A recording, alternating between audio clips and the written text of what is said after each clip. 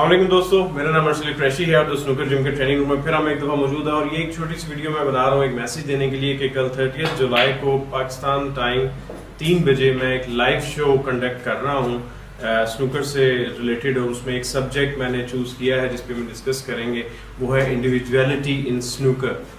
और ये web page address आ रहा है, उसके ऊपर ये लाइव चलेगा एंड आई होप कि आपके क्वेश्चन आंसर्स भी उसमें मैं कवर करने की कोशिश करूँगा। 30 मिनट्स का ये शो होगा और होपफुली जिनके क्वेश्चंस के आंसर्स मैं दे सकूँ मैं फ़ौरन दूंगा, जिनके मैं नहीं दे सकूँगा उनको बाद में कोशिश करूँगा कि मैं किसी तरीके से वो आंसर्स फिर भी मैं कर सकूँ। सो बहुत अरसे से ये ओवरड्यू था, आप लोग कह रहे थे कि सर कब लाइव करेंगे, कब लाइव आप आएंगे, तो मैं इंशाल्लाह कल जो है अराउंड 3 o'clock लाइव आएंगे इसी रूम से और होपफुली आप लोगों से मज़ीद गपशप होगी। एंड यूट्यूब पर मैं अभी तक लाइव नहीं कर पा रहा क्योंकि कुछ कार्ड्स का इशू है, कुछ टेक्निकलिटीज़ हैं और मेरी टीम शायद इतनी स्ट्रॉन्ग अभी नहीं है।